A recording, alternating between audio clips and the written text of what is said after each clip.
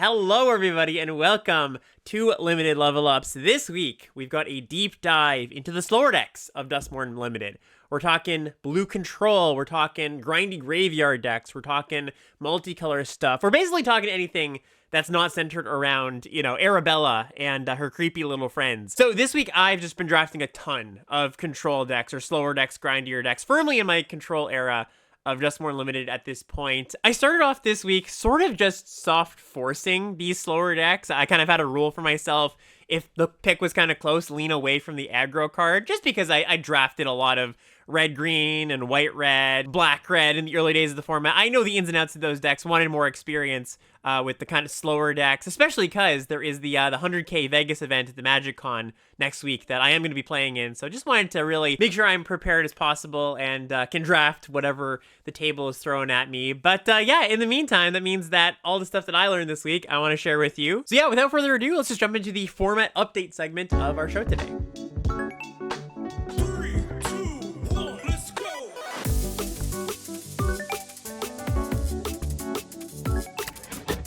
So to start from kind of a format meta perspective, I was drafting a lot of control decks this week, not just because I wanted to get more reps, but also because I was pushed there, I felt, because as I was drafting, we're now on week 3, moving into week 4 of the format.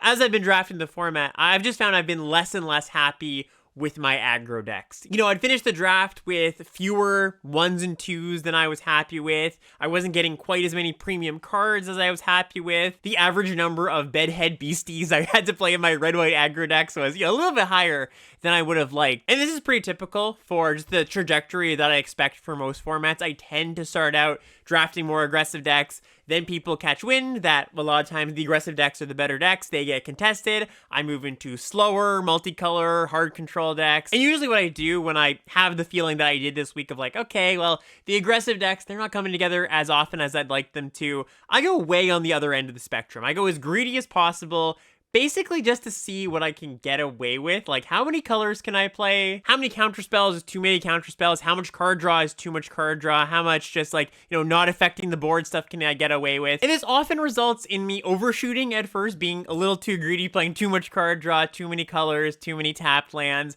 But my goal here is to fine tune and find the point just before it's too much. You're basically trying to figure out how greedy, how much card draw, how much late game can I play without passing the tipping point of just always losing to the aggro deck. And the reason I mention this process that I go through of finding the point that's just before that too greedy tipping point is that I've noticed there's this tendency amongst a lot of limited players, maybe ones that aren't as comfortable just yet drafting controller grindy decks, but there's this tendency that people will be a bit too conservative when drafting these kind of decks. Not going big enough, basically. Not playing enough top end. Not playing enough card draw. Maybe playing too many low impact 2-drops. And I think maybe this just stems from being a bit too tied to heuristics of, when you're drafting a general mid-range deck or a aggro deck. Like, I think just sticking a little bit too close to those heuristics. But you need to build your slower decks in a way that, as you're playing, you can confidently say, the more turns that go on, the more likely I am to win. And that's not just like, okay, well, I've got a few good top end cards and I'll win with my 6 or 7 drop. I'm talking multiple ways to make sure I never run out of things to do with my mana, which means playing enough impactful top end cards, playing enough card draw, not playing too many filler 2-drops. Part of the testing process for me is figuring out how many filler 2-drops do I need to play? How few of them can I get away with? Because while Wary Watchdog is a fine 2-drop, I don't want to be drawing 4 of them over the course of the game in my black-green grindy deck. I have a deck in front of me here that I would consider a pretty poor black-green grindy deck because, well, we've got some top end here. We've got an Ultinac and we've got Spectral Snatcher, the Black Cycler, Bashful Beastie, Wickerfolk Thresher, Under the Skin as a good grindy card. There's some good stuff in here, but we've also just got like a ton of 2-drops. This deck just has too many low impact cheap cards. We've got 4 Wary Watchdogs in this deck, again, to use that Wary Watchdog example. Fine card. I'm happy to play this card on 2 in most of my green decks, but this black-green deck that isn't going to be winning the early game very often and ostensibly wants to go to turn 6, 7, 8, 9, maybe past that, it's got like 10 2-mana cards, and I have nothing against good 2-mana cards that have value in the late game. Brood Spinner, great example. If my Wary Watchdogs were replaced with Brood Spinners, I'd have no problem with this many 2-drops, but it's just that they're a little bit too low impact, and as you go on in the game, you're going to draw these cards instead of more impactful things, and you have no real reason to go late, right? Your deck that's trying to go late that isn't going to win in the early game is just going to get outground sometimes by like a red-white aggro deck that has, the Tunnel of Hate unlocked, the room, the Ticket Booth Tunnel of Hate. They've got that double strike room going, and they're doing a better job of playing the late game as you are, and you don't want to put yourself in that spot. So really just want to frame the rest of what we talked about today with that thought in mind, right? Just really pushing for over the top, as big as you can go without going too far past that tipping point. If at the end of your draft, you look at your deck and you don't say to yourself, yeah, I'm pretty confident I'm going to win the late game against every aggro and mid-range deck, then I think somewhere along the way, something's gone wrong in your draft. Like this deck that I'm looking at here, this black-green deck, I think if you just copy and pasted 4 2-drops or 5 2-drops to more expensive things, not even higher rarity cards, just a few more bigger things, I think this deck looks a lot better. All right, let's jump into the action here. The two big buckets of decks we're going to talk about today are blue-based control and black-based grindy decks. So we're going to start with blue-based control. And just before I hopped on recording this episode, I was listening to Sam Black's latest episode of his podcast, Drafting Archetypes. He was also covering blue control this week. Very much a Sam deck, right? Very much within Sam's wheelhouse. I would, of course, recommend watching that episode if you're interested in Sam's perspective on things. If you've already watched that episode, you might notice a little bit of overlap about what I talk about in this section and what he talked about. Not too much, but mainly he outlines this core package of blue commons he's looking for in these decks. I very much agree with his thoughts on those cards. I have very similar thoughts, so we're going to start there, especially for the folks who haven't watched that yet, because I do think understanding how to prioritize those blue commons is super important to understanding how to draft blue control in this format. The main idea with blue control is pretty simple. It's a pretty typical control plan. You want a pile of removal spells, you want a healthy helping of card draw, and you want some ways to win the game. Rares are nice, but not super needed. I found it's pretty easy to win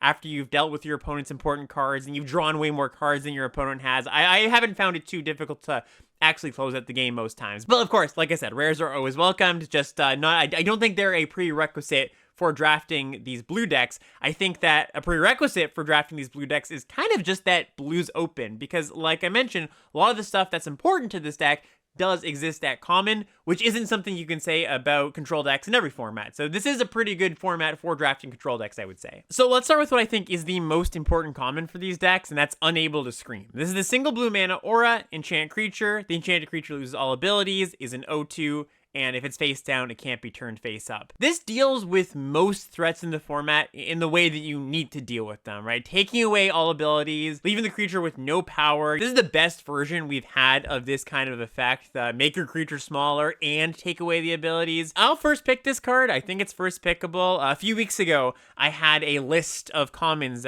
top 10 commons that I was happy to first pick over speculating on uncommons. And I didn't have Unable to Scream in my list at that time, but it's now moved there for me as I've drafted more blue control. It does have a few vulnerabilities as far as a removal spell goes. Like, it can still be disrupted by your opponent picking up the creature with something like Fear of Isolation. They can disenchant this. It doesn't play very well when you target something with +1/+1 counters on it. Your opponent unlocks the 6 mana side of a Moldering Gym. They unlock the Weight Room side, and they have a Manifest with 3 counters on it. Well, you put Unable to Scream on that thing, it's still going to have 3 power. So there are some situations where this doesn't just get the job done. I do want to diversify my removal a little bit more past just Unable to Scream. But since it does answer like 80% of the things you need to answer and is so cheap, yeah, I'm happy to take this early. I'm happy to play basically as many copies as I can get. Also triggers Eerie, which is going to be relevant for a lot of your blue decks too. So yeah, just phenomenal. And once again, this is the #1 common I think you need to prioritize, at least early on, right? If you have a lot of removal as the draft goes on,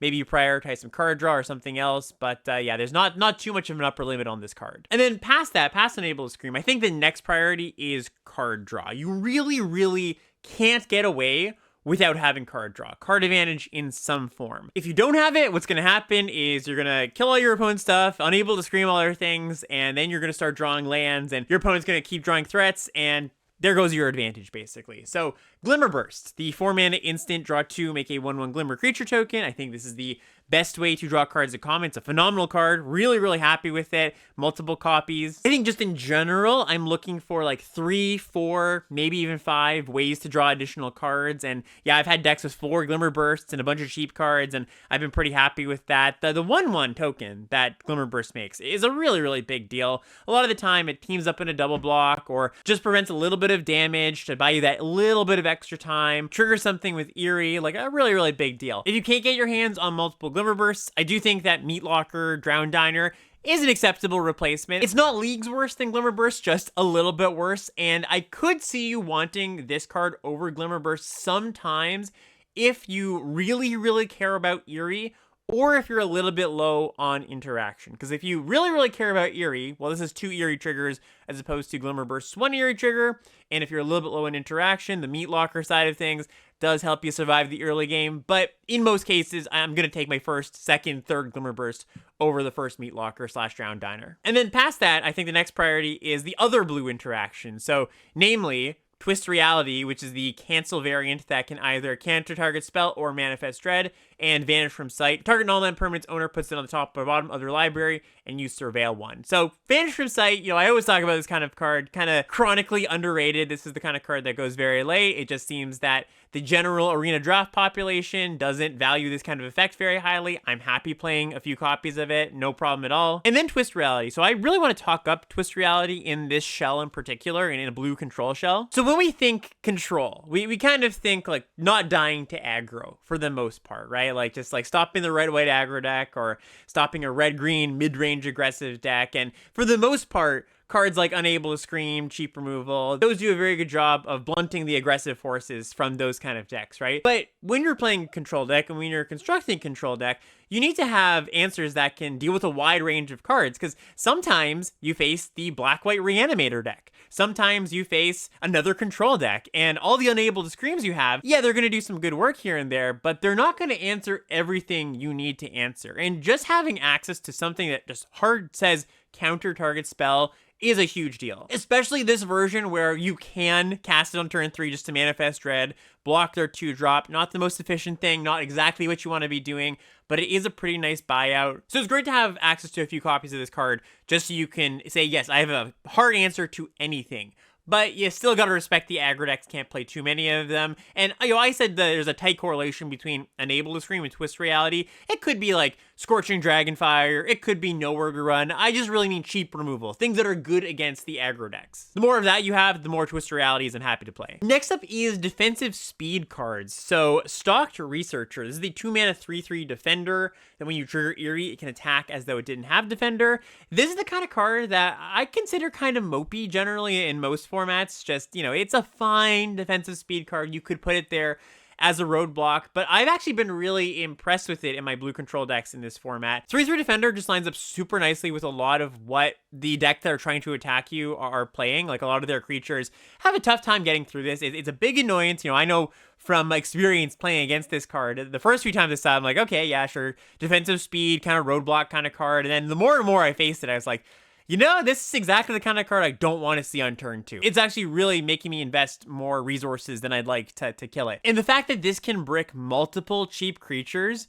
just giving you kind of virtual card advantage, walking their 1/1 and their 2/2, means that you don't have to spend a removal spell on literally every cheap creature your opponent plays. Because these blue control decks, they tend to be very, playing in the hand, not affecting the board all that much. And when you are a deck that's not affecting the board that much, you do have to answer literally every source of damage, or else, if you don't answer that 1/1, it's going to be pecking through. You don't have a 2/2 to block it. So I do like Stalked Researcher in the 2-drop slot. I think it's perfectly fine. And then in the 3-drop slot, Tunnel Surveyor. This card's also a really good defensive speed card. 3-mana 2/2, comes with a 1/1 Glimmer token. Kind of the same thing, when I'm playing the aggressive decks and my opponent drops this on turn 3, I'm like, man, my hand looked pretty good, but it's going to take a little to push through a 2/2 and a 1/1 token. So these 2 cards, I think, are your main board-affecting early game plays that, once again, let you kind of be a little bit more selective about where you point your removal spells. You don't actually have to go kill that, kill that, kill that, kill that. You can play these, make your opponent deal with them,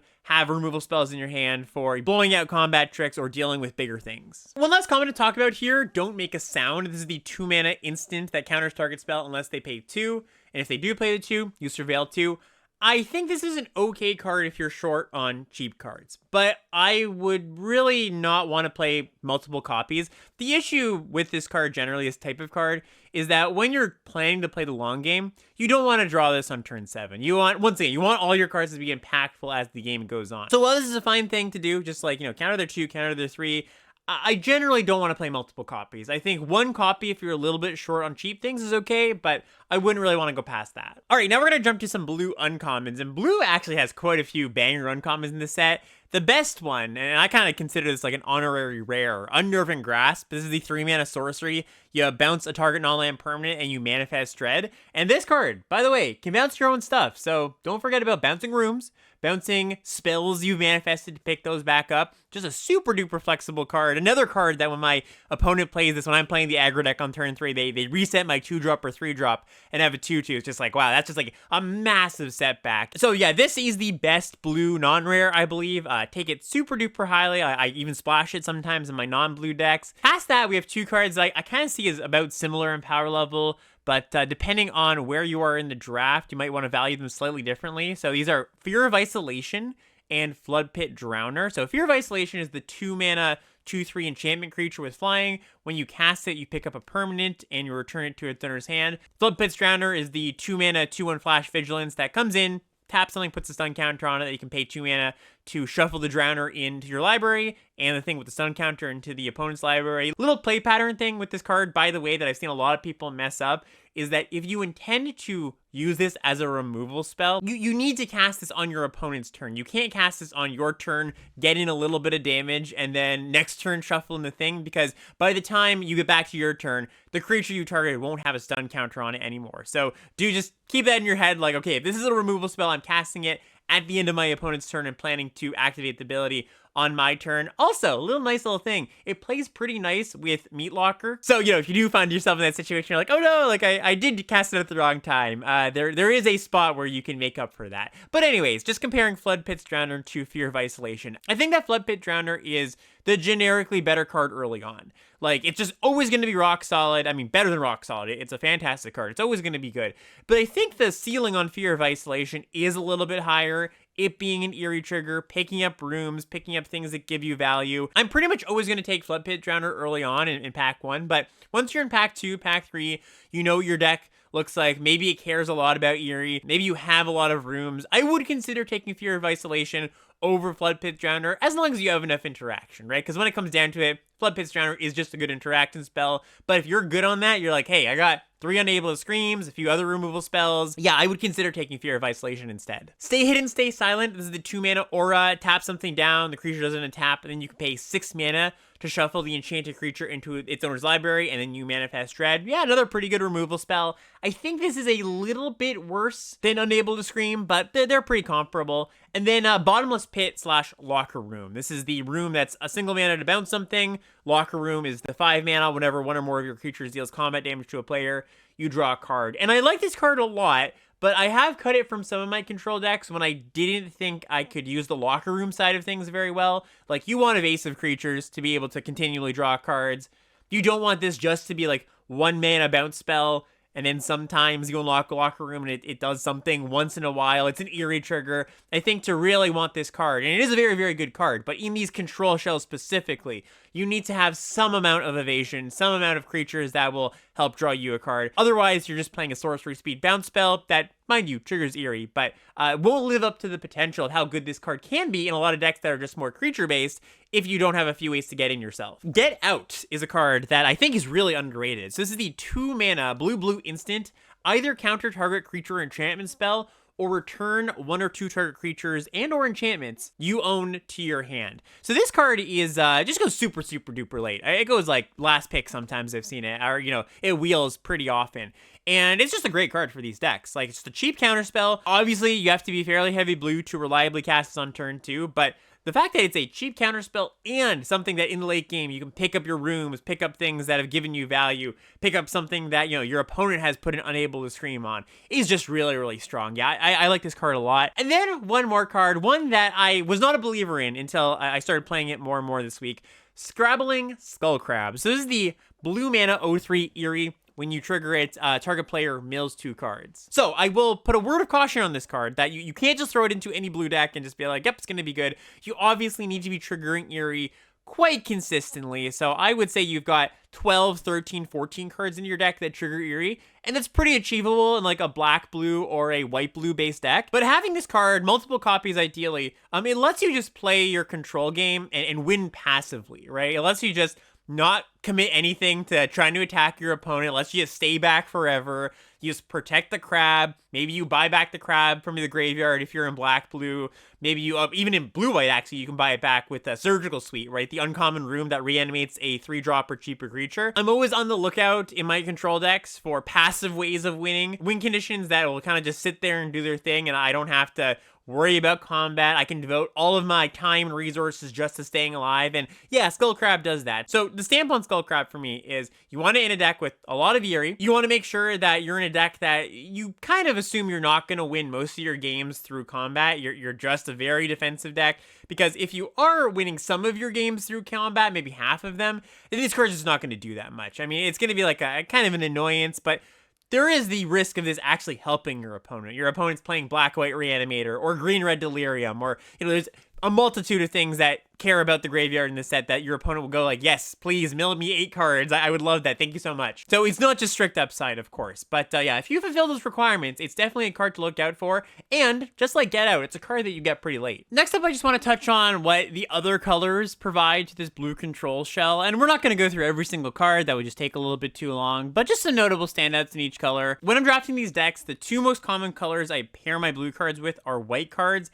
and black cards. The white cards and the black cards just tend to lend themselves to the control plan a little bit better than the red cards and the green cards. The green cards specifically, I don't think play very well in a heavy blue control shell. The removal spells you get from green, they need creatures to function, fight spells, bite spells. A lot of the green creatures are slightly better at being aggressive than being controlling, super defensive minded. So I can imagine a blue-green control deck where you just start off very, very heavy blue. Maybe you open a green bomb and you get some Oblivious Bookworm, something like that. Like, I don't think it's out of the question, but just as far as frequency that I end up there, it's not that often. And if I do start with blue cards and then pick up green cards, I'll try to transition a little bit more to like a mid-range shell rather than a hard control shell. So we're going to mostly talk about the white, black, and the blue cards. Let's talk about the white and black cards first, because blue-white and black-blue are my 2 most common shells for these decks. So out of white, you get Trapped in the Screen. Obviously, that's a great removal spell. And you get Seize from Slumber as well, which is a card that goes kind of late sometimes and isn't a card that everybody's going to want. Not all the white drafters are going to want this card. It's a fine card to play in your aggro deck, but it's not premium by any means. You're paying 5 mana for the effect you want, generally, to get a blocker out of the way. But when you're playing a control deck, this card just becomes excellent. It's 2 mana, destroy top creature, instant speed. Like, that is exactly what you want. You don't care about killing the untapped creatures very often. I really like Exercise, the 2 mana sorcery. Exile target artifact, enchantment, or creature power 4 or greater.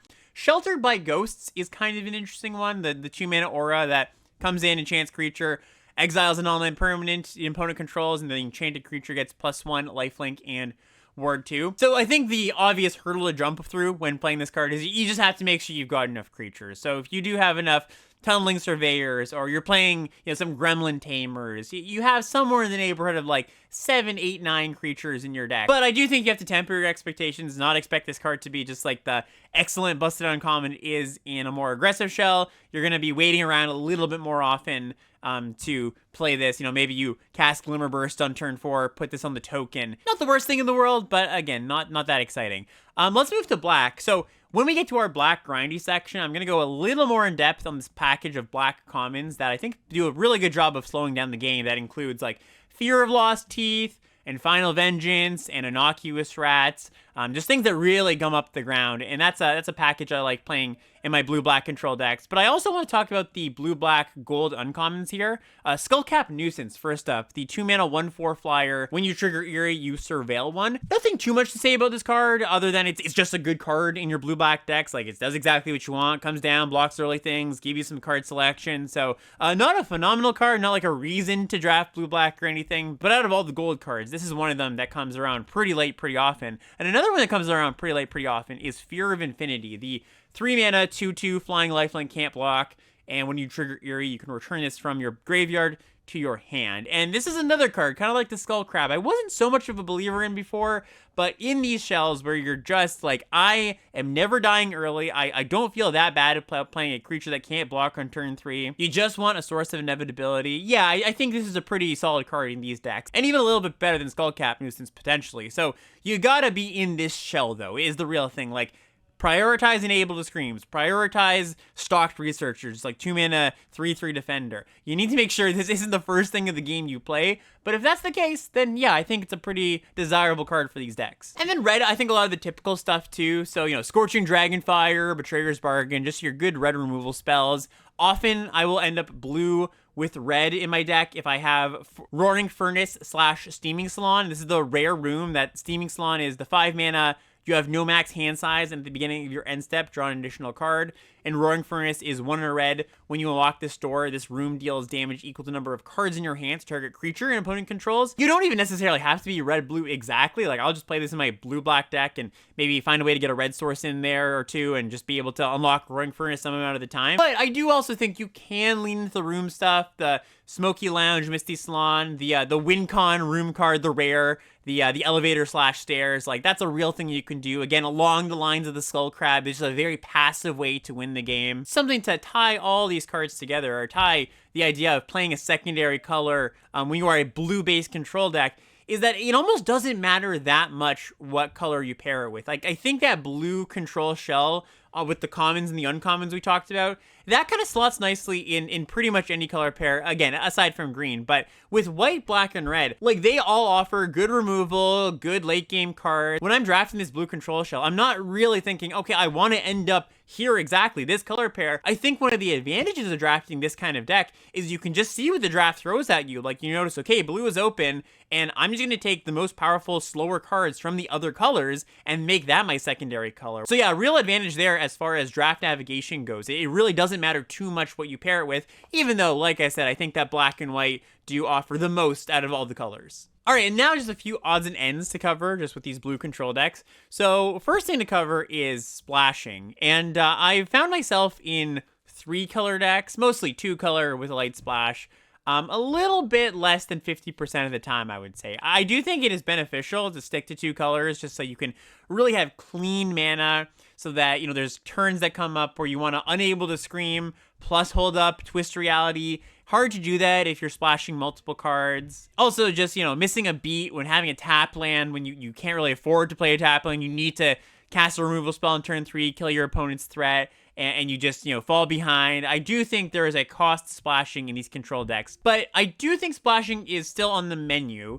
and when you're splashing for 1 or 2 things in my experience. One, just a great bomb. You know, in my blue-black control decks, I'll often splash Swarm Weaver or Zimone some amount of the time. I had a deck the other day with both of them in it. I actually posted that to the YouTube channel if you want to go watch that draft. But the other thing that you do splash for once in a while is removal, because I think you need to get to a certain density of removal spells. I would say something like 7 or 8 is what I'm aiming for. And if you're just a little bit below that, like you've got 6, I wouldn't be like, oh man, I gotta splash some other removal from a different color.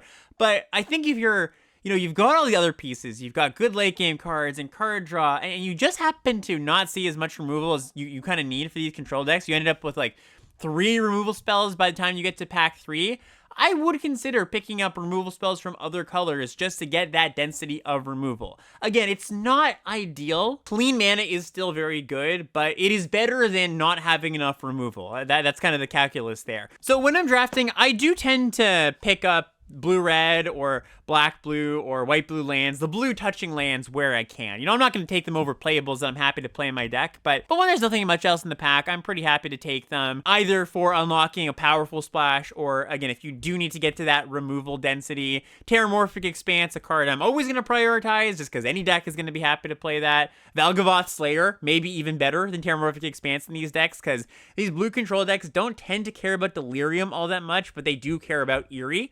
Vel'Vagath Slayer, of course, being the enchantment land that comes in, you choose a color, and the land taps for that color. So yeah, do aim to keep your mana clean. Try to be a 2-color deck if you can, but not the end of the world if you need to splash either for a very powerful card or just to get to that removal density. And then one last thing I want to call out here is the card Glassworks / Shattered Yard. Shattered Yard being the card in question I want to talk about. So I have died a lot this week to Shattered Yard. Just it's sitting there and dealing me the last 6-7 points. You know, I've got the game under control. I've got a bunch of counter spells and a removal in hand, and my opponent sneaks into Shattered Yard, and I go, well, I don't know if I can beat them before that thing kills me. So that is a bit of a vulnerability of this deck. When you're playing black-blue, I find it's not as much of a problem because black has a little bit of incidental life gain through Fear of Infinity, or there's the 4-drop uncommon Dashing Bloodsucker that is a 2/5 and gets +2/+0 and lifelink when you trigger Eerie, or Fear of Lost Teeth. Like, blue-black doesn't have as much of a hard time as some of the other blue color pairs, but when I'm playing blue-white, I better have an exercise for Shattered Yard. I better have some sort of disenchant, or else, yeah, I feel like a lot of the time I'm just like, well, I'm at 7, and I gotta close up the game in 7 turns. I don't know if my deck is capable of that. So do be on the lookout for that, and do consider countering Shattered Yard if you have the option. Don't be like, well, you know, I don't care that much about Shattered Yard. Generally, when you're playing most decks in this format, when your opponent plays Shattered Yard, you're like, okay, like that's annoying, but it's not the end of the world. Sometimes it is. Sometimes it is the end of the world when you're playing these blue control decks. And just before we get into talking about some black grindy decks, I want to call out the Patreon. Patreon.com/limitedlevelups. That is the #1 place that you can go if you like what we're doing at the show, feel like you've gotten some value out of it. #1 way to support the show and any of the content that I make. Also, of course, as I shout out every week, there is a bunch of reward tiers over there. $1, $2, $3, $5, $10 ranges. All of them give you awesome benefits. All those benefits directed at getting you better at limited magic in some way. So go check it out. Really do appreciate all the support that we get every week. And back to the show. All right, so let's get into talking about these black grindy decks. And this is another space that I've ended up in quite a bit this week when I wasn't drafting those blue control decks we were just talking about. And I'm mostly talking about like black-green graveyard and white-black sort of reanimator, like touching on reanimator, playing some reanimation cards, I guess is maybe a good way to describe them, because I haven't found a ton of success doing the all-in, turbo reanimator. I think it's been a little bit more like play out a long game, use my reanimation spells for some value. But in any case, when you're playing a black grindy deck, I think that the big hurdle to get over is just surviving the early game so that you can dump cards into your graveyard. You can spend mana not affecting the board, casting things like Say Its Name to mill 3 cards, unlocking rooms for value and not falling way behind on board, right? And to do that, you need to really make sure that you're interacting early on in the game, getting things on board, casting removal spells, and I guess that's kind of the key difference between this kind of style of slow deck and the blue style of slow deck, is that when you're playing a black base, you're much more like tapping out and affecting the board rather than keeping up instants, keeping up counter spells.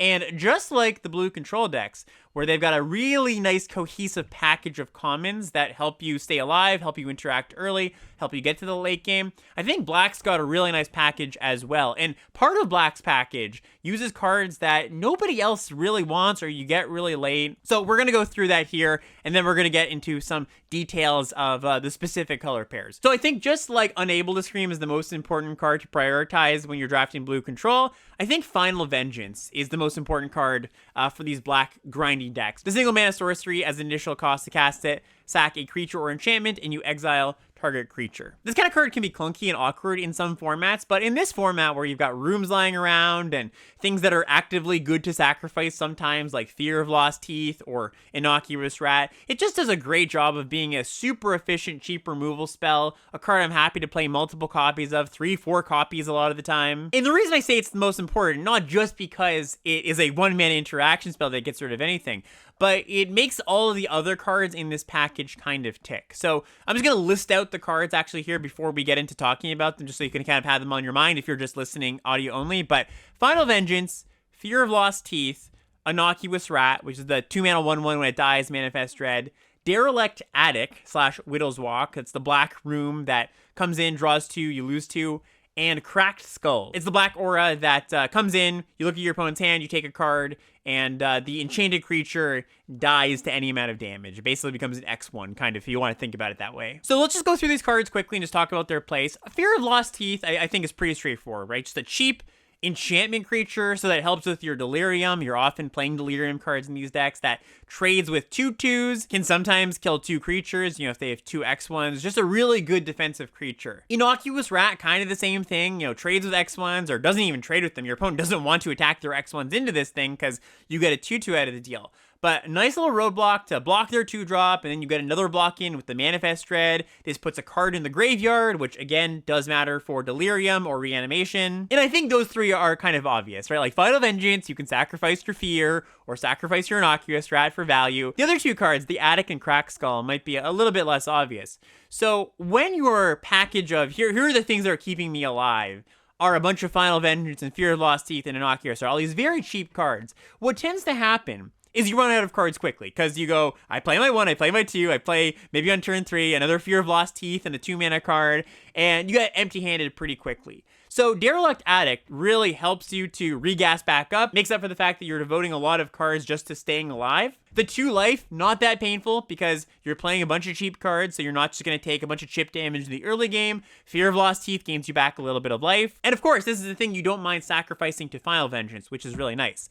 But I also want to call it the other side of things here, Widow's Walk, the 4-mana side that says whenever a creature you control attacks alone, it gets +1/+0 and gains Death Touch until end of turn. The reason why that's important is Fear of Lost Teeth specifically, because what you can do is you attack with Fear of Lost Teeth, it now gains Death Touch. Your opponent won't block it because it's like a 2/1 that will trade with anything, right? Just has Death Touch. But then when it dies, it pings something. So you go, okay, well, I'll attack, and your opponent goes, I'm not going to block. But then you just Final Vengeance it or sacrifice it some other way, and you get to kill an X1 creature, and you get to kill 2 creatures with that, right? You get to exile something with Final Vengeance, and the Fear of Lost Teeth's 1 damage will have Death Touch and kill anything. And then Crack Skull, the 3-mana aura, kind of does a similar thing with Fear of Lost Teeth, right? You get to take a card, enchant one of your opponent's big things, take a card from their hand, and then Fear of Lost Teeth will now kill their, their 4 toughness creature that you would otherwise have to spend a real removal spell on. Sporogenic Infection is a better version of this effect, I would say, but this one's an uncommon. It's the 2-mana enchantment. When it enters, target player sacrifices a creature other than the enchanted creature, and it has that same line of text as Crack Skull. When enchanted creature is dealt damage, destroy it. So yeah, like this package of 5 cards kind of just does everything you want, where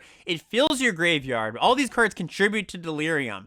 Extremely efficient. This package gives you card advantage. It nickel and dimes them with value here and there. Crack Skull giving the information of what they have in their hand. That plays a big role in how you want to play out your game. So I think this package is actually a little bit underrated. Like, I know some people play these cards together. It's not like I'm not giving you brand new information of being like, oh, sack my rat to my Final Vengeance. Like, that's something I hadn't thought about before. I know a lot of people have obviously done that before, but just the 5 cards here in particular, all playing so well with each other. Mind you, one other thing I didn't mention is after you Crack Skull, you can just sack the Crack Skull to your Final Vengeance, and that's the way you can get your card for Final Vengeance. So that's just another small little synergy. I think there's so many good ways that these cards interact and do such a good job of not only keeping you alive, but keeping you ahead, I would say. It really makes your early board often a lot better than your opponent's early board. So let's talk about some specifics, and starting with the black-green decks. So that kind of junky version of black-green that I talked about at the beginning of the episode, I think that's how a lot of people are approaching black-green right now. Just kind of like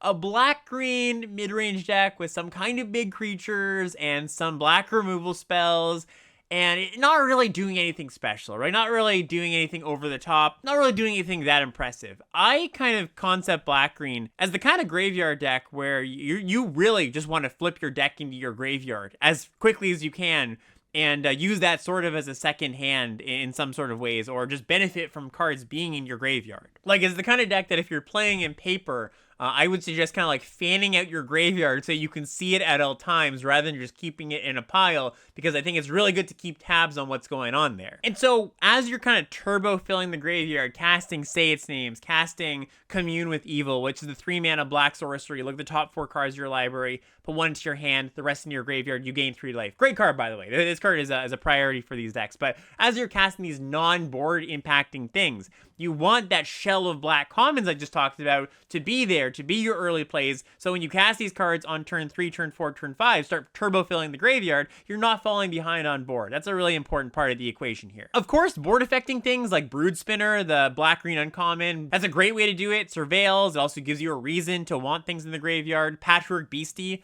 another great card for this deck. Single green mana, 3/3, mills a card on your upkeep, and then if you have Delirium, this thing can attack. Can't attack normally. Under the Skin, just always a great card, but at its best in this deck, potentially, the 3 mana Manifest Dread sorcery that you can return a permanent from your graveyard to your hand. Not only fills your graveyard, but because you have such selection in your graveyard when you're just dumping things in there, it almost acts like a tutor in some ways, just able to see your best cards by milling them and then buying them back. So that's the kind of game plan I think you're looking for. And then the question becomes, okay, so what are your payoffs? I mentioned Brood Spinner. I think that can just be a plan on its own. Recurring Brood Spinner a bunch, dumping things into your graveyard so that you make 6 tokens or something like that. That's kind of the nice thing about this deck, is that if you have 1 or 2 ways to get paid off for things being in your graveyard, you can usually buy those things back and you can keep using them even if your opponent's killed them or you've sacrificed them, like with the Brood Spinner here. So Brood Spinner is one of the best ones, but another one, and this is one I called out last week, but I think this is the actual best deck for it, is Let's Play a Game. Let's Play a Game being 4 mana, sorcery, Delirium. You choose one, but if you have Delirium, you choose all the modes instead. The modes are creatures of your opponent's control get -1/-1 until end of turn. Each opponent discards 2 cards, and each opponent loses 3 life, and you gain 3 life. So if you are doing a good job of getting Delirium early, filling the yard, and you can cast this on turn 4, turn 5, it's just backbreaking a lot of the time. Usually you kill a thing, get rid of 2 cards, drain them for 3. It's not going to be like the end game, right? This isn't like, okay, I cast this and you just lose, but it puts them really, really far behind. It often buys you a lot of time. Also, just a small stats tidbit. I was just curious how well this card is performing in black-green, because I do think it's the best home for this card. And it's the 3rd most winning uncommon, according to 17 lands in black-green. So yeah, it just goes to show that I think that analysis is right. It's just like, well, if you're able to fill your yard and cast this pretty early, then yeah, it's going to be really, really good. Another really great payoff here is Defiled Crypt / Cadaver Labs. This is the uncommon black room. Defiled Crypt being the 4 mana side that says whenever something leaves your graveyard, you make a 2/2 black enchantment horror creature token. Cadaver Lab being 1 mana. When you unlock this door, return a creature from your graveyard to your hand. A lot of times when I'm playing these black-green decks, I'm just working towards getting Crypt in play and then literally just casting my cards, right? You cast Under the Skin, you make a 2/2. You cast Say Its Name, you make a 2/2. You reanimate something, you make a 2/2. If you are so lucky to assemble the 3 Say Its Names plus Altanac, that's obviously a great home for this because you're going to be able to mill your Say Its Names pretty often and get Altanac in play pretty quickly. But then, of course, when you've got a stocked graveyard, reanimation gets a lot better because one of the hoops to jump through with reanimation is literally just having a target, or at least a target that you want to reanimate, right? Sometimes you're like, okay, I got my 3-drop in the grave.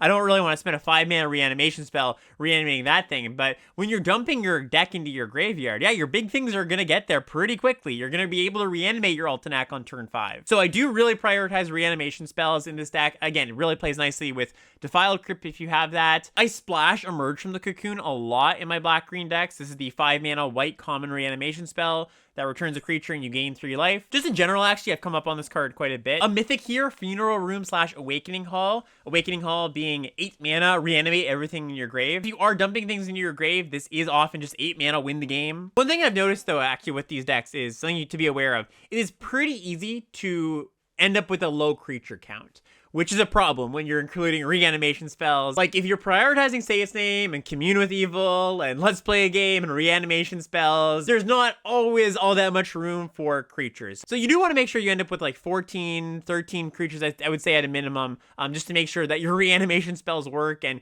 you're not just wheel spinning forever. But yeah, I've been very, very happy with black-green the last little while. It's a bit of an unexplored space, I would say, as far as how often I see people drafting a deck like the one I'm describing, really going all in, fill the graveyard quickly, reanimate things, shenanigans in the graveyard. Once again, really just encouraging you to go big, be brave, do the thing. And one thing that I think is really nice about this black-green deck is I think it's pretty good against a wide range of decks. So that common package of Stay Alive commons in black I was talking about, really good against the aggro decks. But as I've been playing the control decks more and more, and I have faced decks that kind of look a little bit like this, they're actually kind of a problem because all of your defensive speed cards you're playing in your blue control decks, like your 3/3 defenders and your tunneling surveyor, they kind of feel pretty small ball against the green-black deck that's doing all these engine-y things and stalking its grave and reanimating things. So you kind of miss out on those cards being very relevant in the matchup. If your opponent sneaks into Defiled Crypt and they get that going, they're just making a 2/2 every single turn. That can be a really big problem. These black-green decks have a lot of impactful cards that you feel like you have to answer every single one of them. You know, you often want to save your counter spells when playing control deck for the real important cards that are just like, yep, I can't deal with that any other way. I need to kill that. But if they cast like, you know, a Shroud Stomper or something, and then you're like, all right, I counter that. And they're like, all right, here's another one because I reanimated it. And you're like, all right, I guess I kill it, but I've lost some life and they've drawn a card in the process. And they go, all right, I'm going to buy it back with Say Its Name and do it again. It's like, okay, well, yeah, I'm just getting outvalued here as the control deck. So yeah, just a benefit of these black-green decks, if you're building them in the right way, with a lot of good engines and top end and also that Stay Alive package, I think you have a really good matchup spread in the format. And just to cap off this section here, I've got an example deck that's doing a lot of the same things that I was just talking about, where this deck is black-green base. It's pretty heavily splashing white for Seize from Slumber. Just, I was a little bit light on removal, so I splashed a removal spell. Double Emerge from the Cocoon, the white reanimation spell I talked about. Split Skin Doll, which is the 2-mana 2/1 that when it enters, you draw a card, then discard a card. But if you control a creature power 2 or less, you just draw a card. And I've got a Shroud Stomper up here, which is a little bit hard to cast, white, white, black, black. But I've got a ton of fixing. I've got triple Terramorphic Expanse, 3 dual lands in here. Say Its Name ×3 really makes it easy to hit my mana if I need to find certain colors. Another card that's pretty good in these decks for filling your graveyard, Found Footage, single mana for a artifact that you can sacrifice for 2 mana, surveil 2, then draw a card. And my payoffs here are a Brood Spinner, that Shroud Stomper that I'm going to sometimes reanimate, sometimes cast. But also, the big bad here, I do have a Valgavoth. And this is actually a Valgavoth that I first picked and just kind of went, you know, as I was exploring, just kind of went, okay, well, let's just see if I can reanimate this. How easy is it to get this in the graveyard? How easy is this to set this up? I think when first playing this set, my mind would have gone to straight white-black to do this. But I do think the green cards filling your graveyard, both, you know, Say Its Name and Brood Spinner and any Manifest Dread cards you get, I think really, really grease the wheels for any of these graveyard strategies. And then I did want to touch on exactly black-white, not splashing anything, just exactly black-white Reanimator for a second here. Black-white, one of the worst performing decks in the format if you're just looking at 17 lands.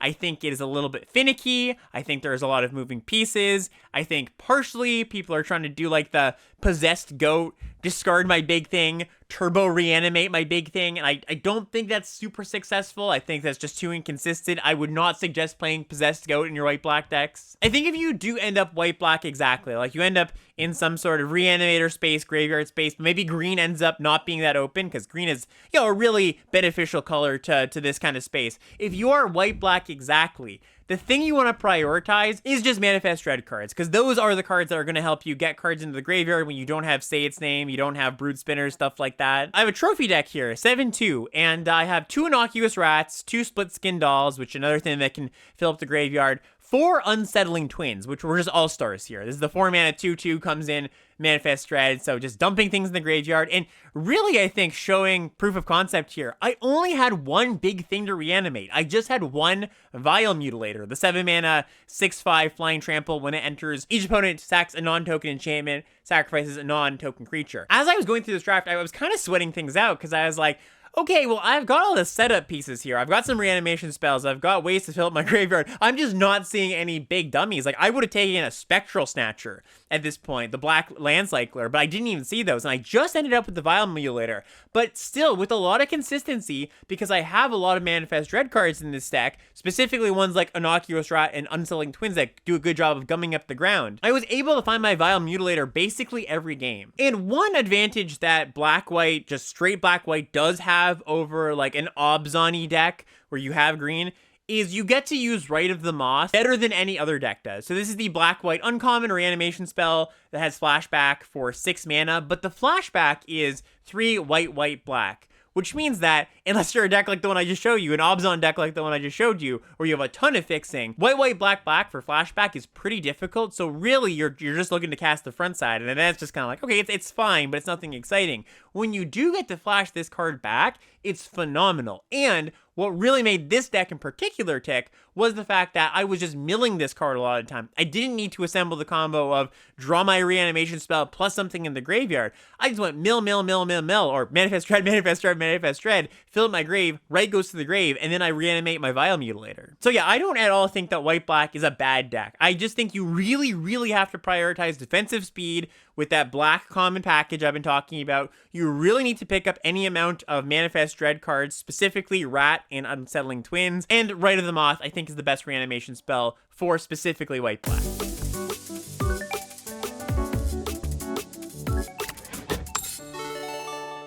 Okay, so that's our main format update segment done. I'm trying something new on the show starting this week. And as you might have noticed, if you're watching along on YouTube, had a little bit of an intro card slide to that format update section, which kind of implies that there are other little segments that I want to do. And so we're going to finish this episode off with two segments. One I'm calling the Weekly Level Up, which is just a little bit of evergreen knowledge, often going to be related to like the format update, a little bit of just set agnostic advice that I think you can use anywhere. And this week's Weekly Level Up is focused on our topic of today, control decks, and specifically the question of when do I turn the corner when I'm playing control deck? When do I go from being defensive, playing that early game, to being like, okay, now I should try to end the game? This is a question I get a lot. And it's a tricky question to answer because there's no hard answer, of course. Like all great questions in Magic, there's no hard answer. But I think just one piece of guiding advice I would give when you're in that position, you're like, okay, I'm kind of stable, but I do risk, my one blocker gets killed and I get opened up to a big attack. And so I don't want to get in with my flyer to try to close the game. Like, you're stable, but just stable. If you're in that position and saying, should I start attacking? Should I start turning the corner? I think the main thing you want to ask is, how many cards does my opponent have in their hand still? How many turns have they been sitting there with 3 or 4 cards? Because let's just imagine you're a blue-white controlling deck with a few flyers to close the game, and you're facing a red-white aggro deck. I realized lately that my deciding factor a lot of times of should I start attacking or should I not start attacking is, does my opponent have action in hand? Do they have cards that they're holding? Because a good aggro player, what they're going to do is they're going to save their removal spells so they can kill a key blocker at the right time. They're just not going to fire it off past turn. Okay, go back to you. They're going to keep their Betrayer's Bargain for that one opportunity where you turn the corner a little too quickly, tap a creature to attack, and then you have just one blocker back or one big blocker. They kill that best blocker and you're forced into some kind of bad trades. Or they might have multiple tricks in hand where they're like, okay, I'm not going to try to attack every single turn. I've realized I've gotten to the point where, they're pretty stable and I can't really get in. But if I hold my 2 turn inside out and then on a turn my opponent starts to try to turn the corner, I can make a big attack all and cast turn inside out ×2 on some unblocked creature, deal 6 to them. Okay, that's going to be my plan. Or they're holding a hasty creature. They're holding their Razorkin Horde Caller just for the same kind of reason. That one moment where like, hey, I don't have a good attack now. I need to wait until I do have a good attack, till my opponent starts to turn things sideways. That's what a good aggro player is going to have in mind a lot of the time. So basically what this means is that if you're asking yourself, should I start to turn the corner? How many cards does your opponent have in hand? Is it just 1? Maybe 2? Most people are going to hold, I would say, a land when they're playing an aggro deck. So if they've consistently had 1 card in hand, and, maybe especially they're passing the turn quickly, or you're playing on Arena and it gives you that Arena, there's no pause, so, they don't have an instant, I'm a little more likely to. But if they've got 4 cards in hand after the board's been stalled out for a little while, that's where you probably need to say, okay, I need at least 2 things back, 2 big things back where, if they kill one of them or have a combat trick for one of them, I'm not just going to die. I can beat multiple copies of cards here. Now, this is pretty broad advice, I will admit. It is something that it's not going to apply to every single game. They are sometimes going to have just 1 card in hand, and that 1 card in hand was a very particular thing that was like, oh, wow, that was perfect to be their last card. You're going to get bitten by it sometimes, but this is just, pointing you in the right direction, giving you some sort of framework you can work in if you are totally unsure, am I somebody who doesn't turn the corner quick enough, or am I being too conservative? I don't know exactly who I heard this from, but it's a Magic player that I'm sure has been playing a very long time because I heard it when I first started playing. But they said that the difference between a good player and a great player, one of those differences is the great player knows exactly the turn that they're supposed to start attacking, start turning the corner. And the good player, they maybe wait one additional turn or two additional turns sometimes. And that difference can be the difference between winning and losing a game in so many games. So it's a really important skill to nail down. And I hope this gave you just a little bit of guidance so you can ask yourself that question in future games.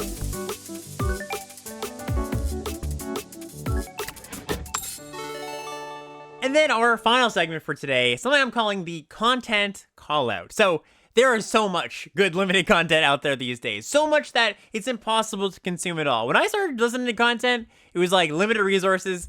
That's it. I listened to my one podcast a week and I was content. But 10 years later, there are so many awesome Magic players out there putting out awesome content. And I just want to use part of my podcast to call out that content when I see it, point you in the direction of something that I think will be helpful or interesting.